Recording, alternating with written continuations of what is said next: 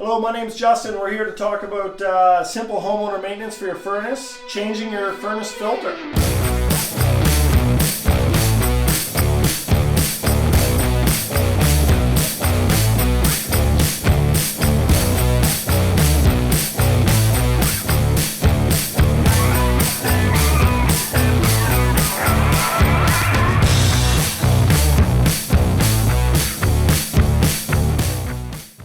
The number one call that we get for no heat and no AC is a dirty filter, because if you leave it go too long, it will shut down your furnace.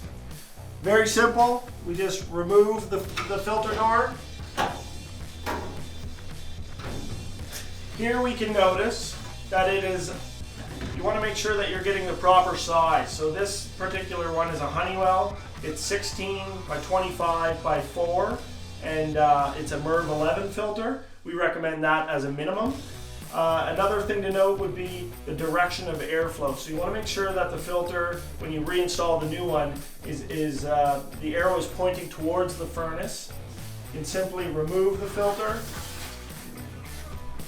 inspect it to see how dirty it is. Now, to touch on that, is that manufacturers, Honeywell, for instance, here can recommend this can be good up to 6 months. But if you're like my cousin Emily and have 3 dogs and 4 cats, well, maybe you should be changing that every 3 months. And to reinstall the new filter, simply slide it in, making sure that arrow is pointing towards the furnace, and reinstall the door, and turn the power back onto your furnace, and you are good to go.